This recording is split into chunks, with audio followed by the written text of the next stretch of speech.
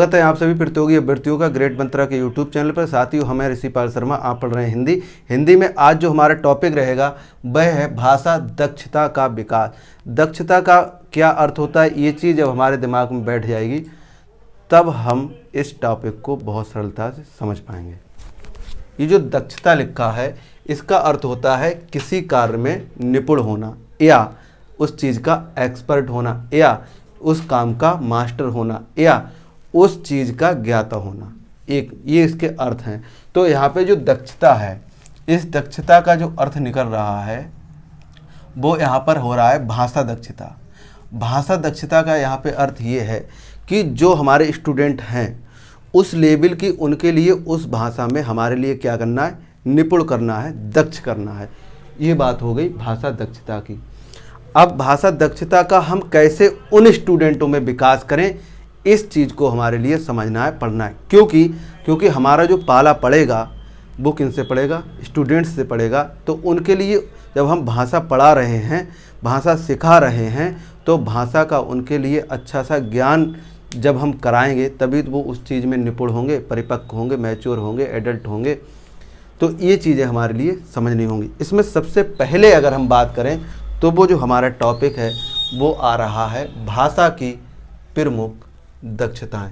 जो भाषा की प्रमुख दक्षताएं हैं उसमें हमारा हो जाएगा सुनना, बोलना, पढ़ना, लिखना, विचारों का बोधन, व्यवहारिक व्याकरण, स्व अधिगम और भाषा प्रयोग और शब्द भंडार पर अधिकार। ये जो हमारे कुछ पॉइंट हैं इन पे हम आज आपसे चर्चा करेंगे, बात करेंगे, एक एक पॉइंट का एकदम विश्लेषण करके आगे बढ़ेंगे। तो सबसे पहले हम बात कर रहे हैं सुनने की। जो सुनना है वो क्या है? देखो, सुनना एक अपने आप में कला है और सुन सकते हम जब किसी बात को, तभी हम उसको हम अच्छे से समझ सकते हैं। तो जब हम किसी बात को अच्छे से समझ सकते हैं तो वो हमारे अंतःकरण में उतर जाएगी, बैठ जाएगी। सुनने के लिए आवश्यक जो चीज़ होती है वो होती है हमारे अनुकूल वातावरण। हमारे अनुकूल वातावरण का मतलब ये है, जैसे आप अभी इस वीडियो को सुन रहे हैं, मेरे लेक्चर को सुन रहे हैं, तो इसमें आपके लिए जो महत्वपूर्ण जो चीज़ है, सुनने में जो महत्वपूर्ण चीज़ है वो है कि बाहर का कोई शोर ना हो, आपके लिए कोई डिस्टर्ब ना करे। तो ऐसे करके ये जो हमारा पॉइंट बनेगा तो वो हमारी सुनने की कला हो। अब सुनने की कला भी तो हमारे अंदर अपने आप को विकसित करनी है। ये थोड़ी पुस्तक में पढ़ लिया और ये कला हमारी विकसित हो गई, नहीं। हमारे लिए जब सुनना है तभी हम उस चीज़ को समझ पाएंगे और समझ पाएंगे तो उस चीज़ को बहुत अच्छे से एक्सप्लेन कर पाएंगे। तो ये चीज़ हमारे लिए समझनी होगी। सुनने के लिए हमारे लिए सबसे पहले जो चीज़ ज़रूरत पड़ती है वो ये पड़ती है कि हमारा जो वातावरण है वो बिल्कुल हमारे अनुकूल हो। नंबर 2 की अगर हम बात करें, हमारे जो कान हैं, जो श्रवण हमारी ग्रंथियां हैं, उनमें कोई भी विकार ना हो। जब ये चीज़ें हमारी हो जाएंगी तो हमारी जो सुनने का जो कला है वो अपने आप में विकसित हो जाएगी। हमारा जो पहले पॉइंट हुआ वो हुआ क्लियर। हम बात कर रहे हैं बोलने की। बोलना अपने आप में एक कला है और इसके लिए विकसित जब हम करेंगे तो जो हमारे श्रोतागण हैं वो बहुत अच्छे से हमारे लिए सुन पाएंगे और समझ पाएंगे। आपने एक नाम सुना होगा, दुनिया का सबसे जो हाईएस्ट मोटिवेशनल स्पीकर हैं वो हैं डॉक्टर विवेक बिंद्रा। डॉक्टर विवेक बिंद्रा जब मोटिवेशनल स्पीकर बनने की होड़ में थे तो वो गए थे अपने गुरु के पास। तो उनके गुरु ने उनसे कहा कि तू तो मोटिवेशनल स्पीकर बन ही नहीं सकता। क्यों? क्योंकि तेरी जो बोलने की जो क्षमता है, तेरे मुख का जो आकार है, जो बनावट है, उसमें तू क्या बोलते हैं ठीक से नहीं बैठ पाता और तू उच्चारण करता है वो गलत करता है, इसलिए एक तू अच्छा मोटिवेशनल स्पीकर नहीं बन सकता। लेकिन क्या विवेक बिंद्रा ने ये चीज़ मानी? नहीं। उन्होंने इस चीज़ को साइड किया और वो अपने मिशन पर लग गए और आज वो एशिया महाद्वीप के सबसे बड़े मोटिवेशनल स्पीकर हैं और वो दो 3 खिताब भी हासिल कर चुके हैं। तो बोलना भी अपने आप में कला है, इसके लिए हमें विकसित करनी होगी। इसमें भी हमारे लिए धैर्य की बहुत आवश्यकता है। हम जो भी शब्द बोलें उनके लिए बहुत अच्छे से बोलने का प्रयास करें। उनकी जो फोनेटिक्स है उसे हम समझें, उनके जो उच्चारण का स्थान है, हमारे लिए कौन सा शब्द कहाँ से बोलना है, कहाँ पे लय बलय घात हमें रुकना है, कहाँ पर उच्चारण तेज करना है, कहाँ पे धीमा करना है। ये चीज़ जब हम समझेंगे तो हमारे जो बोलने की जो कला है वो अच्छे से विकसित हो जाएगी और उसमें हम क्या हो जाएंगे, दक्ष हो जाएंगे। नेक्स्ट अगर हम बात करें वो हो जाएगा पढ़ना।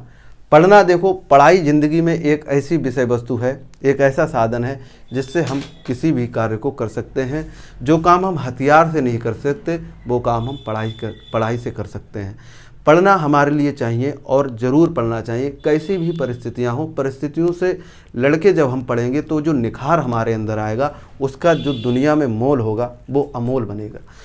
तो हमारे लिए पढ़ना चाहिए और इसके लिए बहुत अच्छे से समझना भी चाहिए। जब ये गुण हमारे अंदर विकसित होंगे तभी तो हम टीचर बनेंगे, और जब टीचर बनेंगे तो ये गुण हम अपने बच्चों में क्या बोलते हैं स्थानांतरित करेंगे, और हमारे जो स्टूडेंट जो निखर के आएगा, बन के आएगा, वो बहुत अच्छे से अपने आप में एक स्टूडेंट बनेगा जो हमारे भावी भारत का निर्माण करेगा। तो ये हमारी हो गई पढ़ना। बात कर रहे हैं हम लिखने की। लिखने की अगर कला की हम बात करें तो लिखने की जो कला है या जो दक्षता हासिल करनी है तो वो भी एक बहुत अच्छे, जैसे अब मैं लिखता हूँ तो मेरे जो शब्द हैं वो उल्टे टेढ़े आड़े तिरछे बनते हैं, तो ये कोई कला थोड़ी है। लेकिन हम इस कला में निपुण नहीं हैं तो इसका मतलब ये नहीं हम ये चीज़ सिखा नहीं सकते। हमेशा जब हम लिखें तो कोई भी जब शब्द हम लिखें तो हमेशा इसके जो आवश्यक तथ्य हैं वो होते हैं अक्षर पास पास और शब्द दूर दूर। अक्षर पास पास और शब्द दूर दूर का मतलब समझो, मैं आपके लिए ये प्रवृत्ति का विकास ही जैसे लिख के दिखाता हूँ। तो जैसे इसमें ये अक्षर है, ये अक्षर है, ये अक्षर है, ये अक्षर है, ये अक्षर, ये अक्षर है हमारे। तो क्या कह रहा है कि अक्षर पास पास और शब्द दूर दूर। कैसे समझो, ये प्रवृत्ति लिखना है तो प्रा लिख दिया और ऐसे करके। अब देखो अक्षर तो पास पास हो गए, अब ये का लिखना है तो शब्द को हम क्या करेंगे, दूर करेंगे। का विकास। ये हिंदी की मैं बात कर रहा हूं। तो ऐसे करके जब हम लिखेंगे, अब आप देखिएगा इस शब्द में और इस शब्द में कितना बड़ा डिफरेंस है। ये भी एक लिखा हुआ, ये भी लिखा हुआ। तो इन चीज़ों को हमारे लिए विशेष ध्यान देना होगा। तो ये जो हमारी है हम इसमें दक्ष हो जाएंगे, क्योंकि एक भाषा को जब हम सीखते हैं, समझते हैं, उसमें जब हम दक्ष होना चाहते हैं तो उसके लिए हमारे लिए सारी छोटी बड़ी चीज़ों का बहुत विशेष अध्ययन करना होगा, और अध्ययन करके उन्हें अपने जीवन में हमें धारण करना होगा। नेक्स्ट है हमारा विचारों का बोधन। विचार जो हमारे हैं, विचारों का जो बोधन है वो समझो क्या। देखो प्रत्येक जो मनुष्य है, प्रत्येक जो प्राणी है, उनमें विचार पनपते हैं और नए विचार भी पनपते हैं, और पुराने जो विचार हैं उनका भी क्या बोलते हैं आवृत्ति होती है। तो इसमें क्या होता है, विचारों का जो बोधन है उनका हमारे लिए बोध होना चाहिए, विचारों का ज्ञान होना चाहिए कि जो विचार हम अपने अंदर ला रहे हैं और वो अंदर विचार जो आ रहे हैं उनके लिए जब हम बाहर लाएंगे तो उनके लिए हम कैसे करके एक्सप्लेन करें या कैसे करके रिप्रेजेंट करें, जो हमारे सामने का व्यक्ति है उस पर प्रभाव पड़े। और प्रभाव पड़ने में भी ऐसा ना हो पता लगे नकारात्मक प्रभाव पड़े, सकारात्मक प्रभाव पड़े। ये चीज़ हमारे लिए समझनी होगी। क्या कह रहा है, विचारों का बोधन। तो उनका जब हमारे लिए विचार का बोधन यानी जो हमारे लिए ज्ञान होगा, उस चीज़ का हमारे लिए सही और गलत की जब हमारे लिए पता होगा, तभी हम इन चीज़ों को बहुत अच्छे से आपके सामने हम रख पाएंगे। ये बात हो गई विचार बोधन की। व्यवहारिक व्याकरण। देखो जब हम जैसे हम बोलते हैं तो वो कोई ज़रूरी थोड़ी व्याकरण की कसौटी पे ही हम बोल रहे हैं, कोई ज़रूरी नहीं है। हम कुछ चीज़ें गलत भी बोल लेते हैं, लेकिन ऐसा नहीं है कि उसका हमारे लिए ज्ञान ना हो। लेकिन जब हमारे लिए उसका ज्ञान होगा तो हम उस चीज़ को बहुत अच्छे से कर पाएंगे, समझ पाएंगे, धारण कर पाएंगे। व्यवहारिक व्याकरण का मतलब है जो हमारी व्यवहारिक भाषा है। जैसे जब हम किसी एक एजुकेटेड फैकल्टी में जाते हैं या समुदाय में जाते हैं, समाज में जाते हैं, तो हम वहाँ पर हमारा जो बोलने का लहजा होता है, वहाँ पर जो हम शब्द बोलते हैं वो अलग होते हैं। और व्यवहारिक यानी जो रोज़ के हमारे व्यवहार में, जैसे हम अपने कॉलोनी में बैठे हैं, अपने मोहल्ले में बैठे हैं, अपने क्या बोलते हैं व्यवहार में, जैसे हम मार्केट जा रहे हैं, तो वहाँ की जो भाषा होती है और जो हमारी व्याकरणिक भाषा होती है उसमें बहुत बड़ा डिफरेंस होता है। ये चीज़ हमें समझनी होगी, क्योंकि ये चीज़ हम नहीं समझेंगे तो दिक्कत आएगी। व्यवहारिक व्याकरण का ये मतलब कह रहा है कि जब हम वो चीज़ अपने व्यवहार में लाएंगे, क्या व्याकरण को अगर हम व्यवहार में लाएंगे तो हमारे दो काम होंगे। एक तो जो हमारे शब्दों का वजन होगा वो समाज में या जो सुन रहा है उसमें अच्छा होगा, और दूसरा होगा वो ये होगा कि व्याकरण हमारी ठीक होगी। ये बात होगी हमारी व्यवहारिक व्याकरण की। नेक्स्ट अगर हम बात करें स्वय अधिगम की, स्वय अधिगम का मतलब है अपने आप हम सीखें। अपने आप उस चीज़ को जब हम सीखेंगे तो उसमें क्या बोलते हैं और ज़्यादा अच्छा सा हम नया कर पाएंगे और अच्छे से ज़्यादा शब्दों को हम सीख पाएंगे और अच्छे से बोल पाएंगे। जैसे एक बात हम आपसे कहना चाहेंगे वो ये है कि जब क्या बोलते हैं वो होती है तितली, तितली जब अपनी कुकरी में होती है, कुकरी मतलब जो अंडा के कवर में जो होती है, खोल में जब होती है तो उसके लिए कवर तोड़ते हुए बहुत पीड़ा होती है। अब हम उसके लिए अगर सहारा दे दें और वो कवर तोड़ दे तो जो कवर हम उसकी तोड़ देंगे तो क्या होगा, वो तितली तो सहारे से और आराम से बाहर निकल आएगी, लेकिन क्या ये चीज़ सही है? ये चीज़ वहाँ पे गलत हो जाएगी। हमने उसके लिए लाभ देने के लिए, उसकी सहायता करने के लिए हमने ये काम किया, लेकिन उसके जो जीवन है, आगे जो जीवन जिएगी तो उसमें उसके लिए बहुत ज़्यादा दिक्कतों का सामना करना पड़ेगा। तो वहाँ पे ये हमने किया तो सही के लिए, लेकिन वहाँ पे वो चीज़ गलत हो गई। अब उसके जो पंख होंगे, जो पर होंगे, वो विकसित नहीं हो पाएंगे, तो कभी कभी सहारा देना भी वो गलत हो जाता है। तो वहाँ पे ये कह रहा है, ये वही कह रहा है कि स्वय अधिगम, अपने आप से सीखो उस चीज़ तो हम उस काम में बढ़िया से हो पाएंगे। अब वहाँ पे जो तितली है, अगर अपने आप को वो अपने आप से अगर वो तितली तोड़ेगी उस कुकरी को, उस खोल को, उस कवर को, तो वहाँ पर वो संघर्ष करेगी। जब संघर्ष करेगी तो उसके जो पंख होंगे, पर होंगे, वो मजबूत होंगे। जब मजबूत होंगे तो वो उड़ने में और ज़्यादा सक्षम हो पाएगी। तो वैसे ही यहाँ पर कह रहा है स्वय अधिगम। जब हम किसी चीज़ को अपने आप से अधिगम करेंगे, सीखेंगे, तो उसमें जो हमारे लिए आनंद आएगा, उसमें जो हमारे लिए निपुणता आएगी, उसमें जो हमारे लिए दक्षता प्राप्त होगी, वो एक दूसरे के द्वारा, यानी दूसरे जो हैं उनके द्वारा जो हम सीखें उससे कहीं ज़्यादा अच्छा हम सीख सकते हैं। एक पढ़ के पढ़ना होता है, एक पढ़ के पढ़ाना होता है, दोनों में बहुत बड़ा डिफरेंस है। वही समझिए, हम टीचर से पढ़ते हैं और फिर उसे पढ़ते हैं, एक ये चीज़ हो गई। एक ये चीज़ हो गई, हम शिक्षक से पढ़ के आए और उस चीज़ को हम दूसरे व्यक्ति को पढ़ाएंगे, तो वहाँ पे जो चीज़ हम सीखेंगे वो और ज़्यादा अच्छे से सीख सकते हैं। ये बात हो गई। भाषा प्रयोग, भाषा में जब ये चीज़ें हमारे लिए आ जाएंगी तो उसका हम प्रयोग भी करेंगे। जब भाषा का हम प्रयोग करेंगे तो भाषा का जब प्रयोग हम करेंगे तो उससे क्या होगा, उससे हमारा एक अलग व्यक्तित्व बनेगा, एक समाज में अलग हमारी पर्सनालिटी झलकेगी।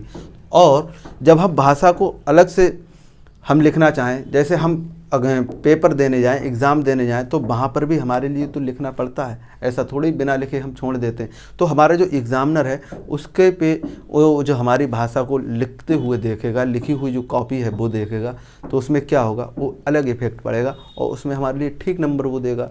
तो जब हमारे लिए जब ठीक नंबर मिलेंगे तो हमारा विकास होगा, हम और अच्छे से अगली कक्षा में पढ़ने का प्रयास करेंगे। तो ये कह रहा भाषा का प्रयोग लिख भी कर सकते हैं, बोल के भी कर सकते हैं और एक्सप्रेशन से भी कर सकते हैं। जो भाव है उसको भी हम व्यक्त कर सकते हैं। ज़रूरी थोड़ी है कि भाषा हम बोल कर ही कहें या भाषा लिख कर ही कहें, लिख के बोल के भी हम ये कर सकते हैं और भाव व्यक्त कर भी करें। अब ये भाव व्यक्त वाली क्या नपोर है, क्या बला है, वो समझो। भाव व्यक्त का यहाँ पे मतलब है वो ये है, जैसे हमारे लिए पानी चाहिए तो हम एक तो सीधे कह सकते हैं कि मेरे को पानी चाहिए, प्यास लगी।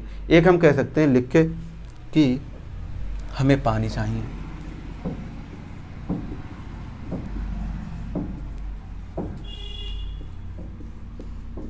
एक टॉपिक हो गया हमारा खुद बोल के और एक हो गया हमारा लिख के और तीसरा हो गया हमारा भाव व्यक्त करके, एक्सप्रेशन से। स्पेलिंग गलत हो सकती है, तो एक्सप्रेशन से जब यहाँ पे हम कह रहे हैं तो वो समझो, हम ऐसे करके भी तो पानी मांग सकते। तो वो ये कह रहा कि भाषा का जो प्रयोग होगा तो वो चीज़ हमारे लिए समझनी होगी। तीसरी चीज़ है हमारा, नेक्स्ट है हमारा शब्द भंडारण पर अधिकार। जितने ज़्यादा हमारे लिए शब्दार्थ याद होंगे उतना ही हमारा उस भाषा पे बहुत अच्छी सी पकड़ बन पाए। हमारी ये धारणा होती है कि भाषा में ही शब्द अर्थ होते हैं या उनके ही पर्यायवाची होते हैं, ऐसा कतई नहीं है। दुनिया का जो भी सब्जेक्ट है, जो भी विषय है, उसका एक अलग शब्द भंडारण होता है, एक अलग शब्दकोश होता है, एक अलग डिक्शनरी होती है। फिजिक्स की अलग डिक्शनरी है। फिजिक्स अपने आप में एक सब्जेक्ट है, जबकि वो भाषा नहीं है तब भी उसकी एक डिक्शनरी है। केमिस्ट्री की अलग डिक्शनरी है, हिंदी की अलग डिक्शनरी है, इंग्लिश की अलग डिक्शनरी है, बायो की अलग डिक्शनरी है। तो जो भी विषय हम पढ़ रहे हैं उनकी सबकी अपने आप में एक अलग डिक्शनरी है। क्यों? क्योंकि वो अपने आप में एक अलग विषय है, भाषा भी अपने आप में एक विषय अलग है। तो जितनी ज़्यादा पकड़ हमारी बनेगी शब्द भंडारण पे, उतने ज़्यादा अच्छे से हम उस भाषा पे अपनी पकड़ बना सकते हैं और उस भाषा में निपुण हो सकते हैं, दक्ष हो सकते हैं। नेक्स्ट अगर हम बात करें तो वो हो जाएगा शुद्ध उच्चारण। हमने क्या अभी समझा? भाषा की जो प्रमुख दक्षताएं हैं उसमें सुनना, बोलना, पढ़ना, लिखना, विचारों का बोधन, व्यवहारिक व्याकरण, स्व अधिगम और भाषा प्रयोग और शब्द भंडारण पर अधिकार, ये चीज़ हमने सीखी। दूसरी बात हम करें वो है शुद्ध उच्चारण। शुद्ध उच्चारण का बहुत बड़ा महत्व है भाषा में, क्योंकि भाषा एक ही वो चीज़ है जो लिखती है वही बोली जाती है और जो बोली जाती है वही पढ़ी जाती है। तो उसमें अब ये जो शुद्ध उच्चारण है, मैं आपको लिए एक एग्जांपल बताऊं। जैसे मेरा नाम ऋषिपाल है, तो जो ऋषिपाल है तो इसमें सबसे ज़्यादा जो बवाल ज़िंदगी मचता है वो ऋषि पर मचता है, क्योंकि जो ऋषि है वो ऐसे करके लिखते हैं कुछ लोग। हम बात ऋषि की कर रहे हैं, और ऋषि जो है वो ऐसे करके भी लिखा जाता है, और जो ऋषि है वो ऐसे करके भी लोग लिखते हैं। क्या बोलते हैं? ऋषि। तो दरअसल है क्या यहाँ पे, वो रा समझते हैं, जो री है उसके लिए वो रा समझते हैं, तभी वो ऋषिपाल ऐसे करके लिख देते हैं। जबकि सच्चाई क्या है, ये री है और हम समझते हैं ये रा है। अगर ये रा होता तो ऋषिपाल तो फिर और ढंग से, फिर तो जी ऐसे करके बन जाता कुछ इस तरह से, लेकिन ये अपने आप में शब्द ही नहीं है। तो ये हमारी ज़िंदगी में बवाल मचा दे। पृथ्वी, जैसे पृथ्वी है, अब जो पृथ्वी हम लिखते हैं वो ऐसे लिखते हैं, शुद्ध उच्चारण की बात हो रही। अब जो पृथ्वी है वो आप ऐसे भी लिखे देखते होंगे, जबकि ये बर्तनी की दृष्टि से तो गलत है ही, लेकिन यहाँ पर अगर हम इसका शुद्ध उच्चारण करें तो ये पृथ्वी नहीं है, ये पृथ्वी है, ये री है। क्या है? री है। तो ये जो शुद्ध उच्चारण में आ जाएगा। ऐसी बहुत से शब्द हैं। श्रृंगार है, अब श्रृंगार में जो वो लिखते हैं वो श्रृंगार ऐसे लिखा जाता है, ये री होती है श्रृंगार में। हम क्या पढ़ते हैं? श्रृंगार। ये होता है श्रृंगार। तो ये जो हमारे जो उच्चारण की जो अशुद्धियाँ हैं, जब उच्चारण हमारा गलत होगा तो हम उस चीज़ को, जब कोई नया स्टूडेंट हमारा सीख रहा है, क्योंकि जो हमारे स्टूडेंट है वो तो नहीं है, उनका तो भाषा से पाला नहीं पड़ा है, लेकिन हमारा तो भाषा से पाला पड़ा है। हम उस चीज़ का सही उच्चारण करेंगे तभी तो हम अपने स्टूडेंट्स को सिखा पाएंगे, स्टूडेंट्स जो हमारे हैं उन्हें तभी तो सिखा पाएंगे। तो ये चीज़ जो हमारी है वो क्या हो जाएगी? शुद्ध उच्चारण। अब शुद्ध उच्चारण समझो, भाषा दक्षता में कुशल शिक्षक के लिए 6 गुणों का होना आवश्यक है। कितने गुण होने चाहिए? 6। अगर हम अपनी भाषा में जितने अच्छे से हमारी पकड़ होगी उतनी अच्छे हम अपने स्टूडेंट को समझा पाएंगे, बता पाएंगे, पढ़ा पाएंगे। तो उसमें क्या हो जाएगा, वो हमारा स्टूडेंट है वो कुशल हो जाएगा, दक्ष हो जाएगा। सबसे पहले होती है मधुरता।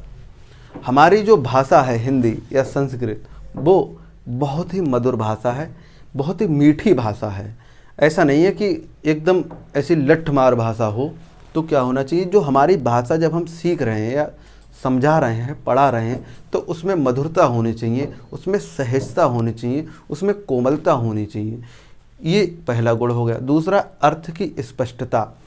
जैसे मैंने अभी जो टॉपिक स्टार्ट किया था तो मैंने आपसे कहा था कि भाषा दक्षता का विकास जो हमारा टॉपिक है, तो भाषा तो हम समझते हैं, लेकिन ये जो विकास है इसे भी हम समझते हैं, लेकिन ये जो दक्षता है, अगर ये चीज़ भी हमारे दिमाग में आ जाए तो शायद हम इस टॉपिक को अपने आप से 30-35% कवर कर लेंगे बिना पढ़े। तो दक्षता का सबसे पहले मैंने आपके लिए अर्थ बताया। जब दक्षता का अर्थ आपके दिमाग में बैठ गया, आपके जहन में बैठ गया, आपके अंतःकरण में बैठ गया, तो उस चीज़ को हमने समझ लिया। ये कह रहा अर्थ की स्पष्टता। जब तक उस शब्द का हम अर्थ स्पष्ट नहीं कर पाएंगे तब तक वो शब्द हमारे लिए व्यर्थ है। तो ये जो शुद्ध उच्चारण है, भाषा की जो हमारे लिए ज़रूरत पड़ रही है समझने के लिए, उसमें अर्थ की स्पष्टता का होना भी बहुत आवश्यक। नेक्स्ट अगर हम पॉइंट की बात करें वो हो जाएगा हमारा पदों का अलग अलग करके ठीक बोलना। पदों का अलग अलग अर्थों में अलग अलग करके बोलने का जो सही क्रम है वो जरा हम समझते हैं क्या है। जैसे हम बात कर रहे हैं, एक पद हम लिख रहे हैं, कुछ भी लिख लो, जैसे हम यही लिख रहे हैं कि कुछ भी लिख लो, जैसे हम लिख रहे हैं राम चरित मानस। अब इसमें ये जो रामचरित मानस है ये अपने आप में एक पद हो गया। अब यहाँ पर हमारे लिए ये जरूरी हो जाता है कि पदों का अलग अलग, ये कह रहा है पदों का अलग अलग करके ठीक बोलना। रामचरित मानस हमने बोल दिया, तो इसके लिए अगर हम बोलेंगे रामचरित मानस तो ये एक है, लेकिन ये ऐसा लिखा ही नहीं जाता है। तो यहाँ पे इस जो पदों का अलग अलग करके ठीक बोलना, तो जो हम बोलेंगे ऐसे करके रामचरित मानस, तो रामचरित अलग हो जाएगा और मानस अलग हो जाएगा, मानस होगा मानस, ये रामचरित मानस हो गया। अब रामचरित और मानस ये दो चीज़ें हो गई। अब इसके लिए जब हमने लिखा तो ये गलत हो गया, तो हम रामचरित मानस बोल रहे हैं। जैसे रामचरित मानस, रामचरित अपने आप में एक अलग है और मानस अपने आप में एक। इस तरीक़ा से ये कहना चाह रही है हेडिंग कि पदों का अलग अलग करके बोलना। जैसे हम यही लिख रहे हैं प्रवृत्ति का विकास,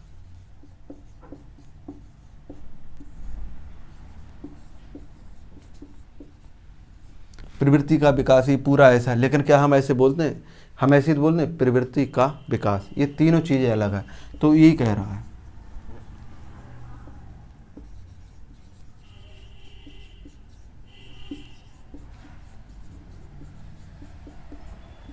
नेक्स्ट है हमारी, तो ये हमारी प्रवृत्ति के विकास की जो व्याख्या थी वो हो गई। नेक्स्ट हम कह रहे हैं लय की समता। समता का अर्थ होता है, समता एक अलग चीज़ होती है और समानता अलग चीज़ होती है।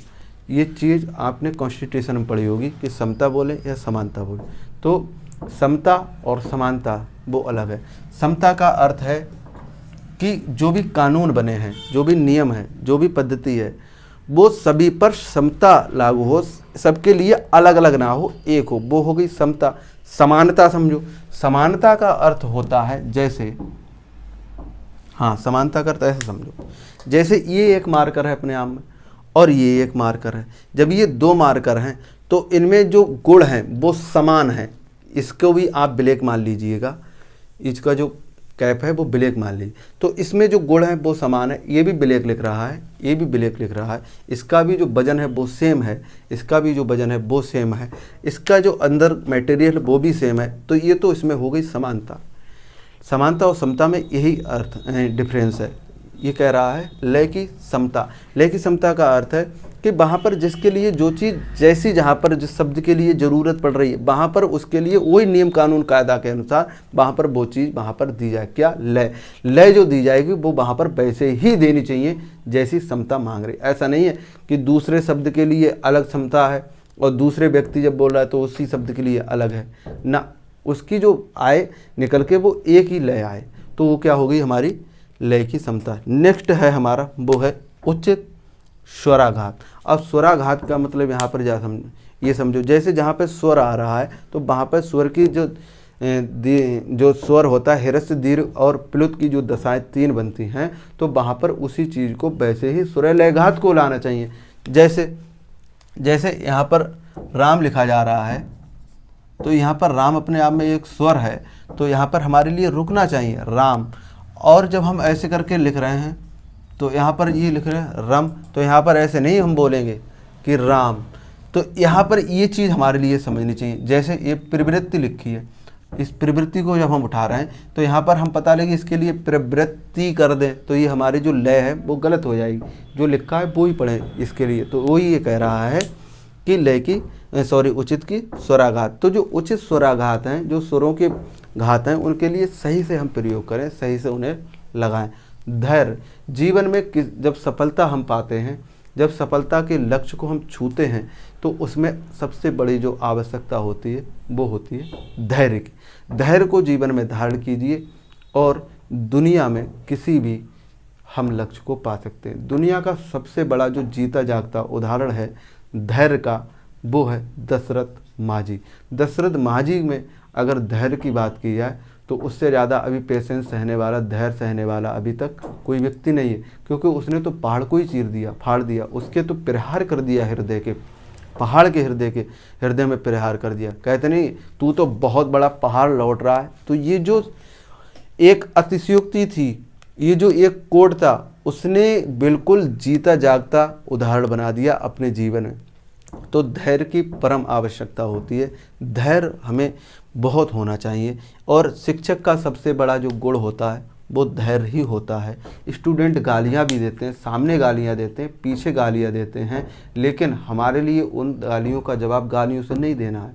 हमारे लिए धैर्य की बहुत आवश्यकता है। हमारे लिए भाषा की जो दक्षताएँ हमारे लिए अपने जीवन में उतारनी होंगी, तो उसके लिए हमारे लिए जीवन में धैर्य बहुत आवश्यक है। क्योंकि ज़रूरी नहीं है एक बार में ही हम भाषा को सीखें, उसमें बहुत से ऐसे पॉइंट्स हैं, बिंदु हैं जहाँ पे हमारे लिए वो चीज़ नहीं बोल मिलेगी, तब भी हम बोलने का प्रयास करेंगे और एक समय वो आएगा कि हम उन शब्दों को उच्चारित कर पाएंगे, बोल पाएंगे। तो वहाँ पर हमारे लिए सबसे ज़्यादा जो आवश्यकता होगी वो धैर्य की